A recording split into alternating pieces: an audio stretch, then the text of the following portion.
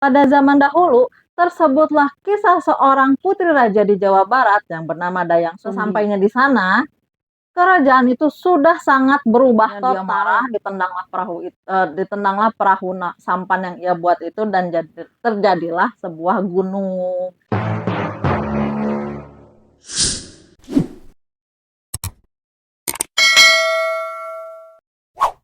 Assalamualaikum warahmatullahi wabarakatuh. Hai, kembali lagi bersama aku Fitria. Terima kasih ya kalian sudah klik video ini dan terus tonton video-video aku yang lainnya.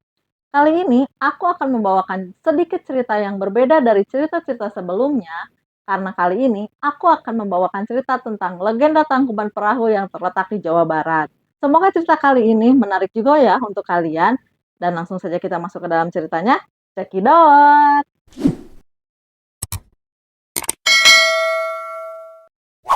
Cerita rakyat Sangkuriang adalah salah satu legenda yang berasal dari Jawa Barat. Cerita rakyat ini berkaitan dengan legenda Gunung Tangkuban Perahu, salah satu gunung aktif yang ada di Jawa Barat. Dalam cerita rakyat Sangkuriang, sosok Sangkuriang dipercaya sebagai penyebab utama munculnya Gunung Tangkuban Perahu. Kisah ini juga menceritakan tentang kegagalan seorang pria bernama Sangkuriang untuk meminang seorang wanita yang bernama Dayang Sumbi. Pada zaman dahulu, tersebutlah kisah seorang putri raja di Jawa Barat yang bernama Dayang Sumbi. Dia mempunyai seorang anak laki-laki yang diberi nama Sangkuriang. Anak tersebut sangat gemar berburu. Dia berburu dengan ditemani oleh Tumang, anjing kesayangan istana. Sangkuriang tidak pernah tahu bahwa anjing itu adalah titisan sang dewa, juga bapaknya Sangkuriang. Jadi anjing si Tumang itu adalah bapaknya Sangkuriang. Pada suatu hari, Tumang tidak mau mengikuti perintahnya untuk mengejar hewan buruan. Maka anjing tersebut diusirlah ke dalam hutan. Ketika kembali ke istana, Sangkuriang menceritakan kejadian itu pada ibunya. Bukan main marahnya sang Dayang Sumbi begitu mendengar ceritanya. Ya gimana nggak marah coba kan? Suaminya, Tumang, anjing itu bapaknya Sangkuriang, diusir oleh anaknya sendiri ke hutanin gitu kan. Siapa yang nggak marah coba? Tanpa sengaja, dia memukul kepala Sangkuriang dengan sendok nasi yang dipegangnya.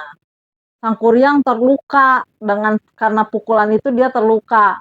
Dia sangat kecewa dan pergi mengembara. Jadi si Sangkuriang tuh pergi meninggalkan ibunya mengembara. Setelah kejadian itu, Dayang Sumbi sangat menyesali dirinya. Dia selalu berdoa dan sangat tekun bertapa. Pada suatu ketika, para dewa memberinya sebuah hadiah. Dia akan selamanya muda dan memiliki kecantikan yang abadi. Jadi akan selalu terlihat muda walaupun usianya sudah tua. Setelah bertahun-tahun mengembara, Sangkuriang akhirnya berniat untuk kembali ke tanah airnya. Kembali lagi bersama ibunya, niat Sangkuriang pada awalnya. Sesampainya di sana, kerajaan itu sudah sangat berubah total. Dan dia di sana dijumpainya seorang gadis jelita yang tak lain adalah Dayang Sumbi, ibunya sendiri. Dia tidak tahu karena mungkin karena udah bertahun-tahun, ia pikir ibunya sudah tua, dia bertemu gadis yang sangat cantik gitu, padahal itu ibunya. Terpesona oleh kecantikan wanita tersebut, maka Sangkuriang melamarnya. Oleh karena pemuda itu sangat tampan, Dayang Sumbi pun terpesona kepadanya.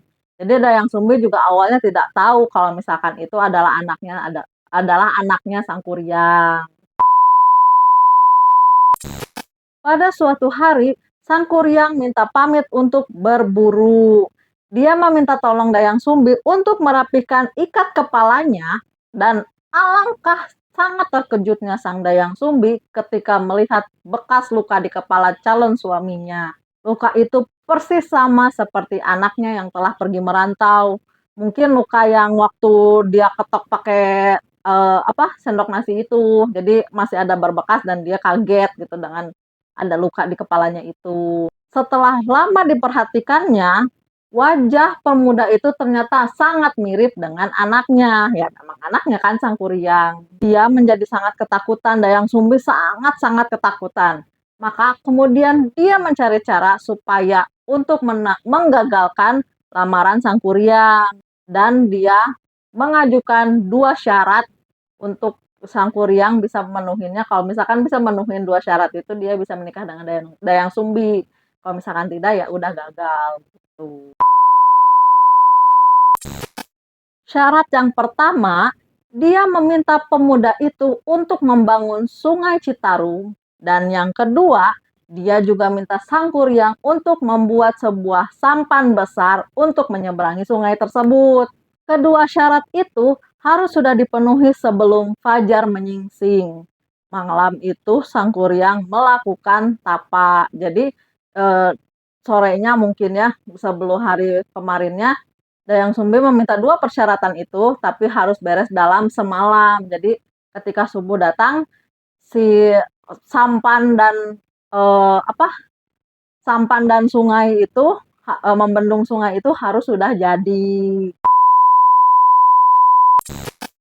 Dengan kesaktiannya, dia mengarahkan makhluk-makhluk gaib untuk membantu menyelesaikan pekerjaan itu. Jadi dia memanggil makhluk-makhluk gaib untuk membantu dia menyelesaikan bendungan dan sampan besar itu. Dayang Sumbi pun diam-diam melihat atau mengintip pekerjaan tersebut. Begitu pekerjaan itu hampir selesai, Dayang Sumbi memerintahkan pasukannya untuk menggelar kain sutra merah di sebelah timur kota. Ketika menyaksikan warna memerah di timur kota, Sangkuriang mengira hari sudah selesai.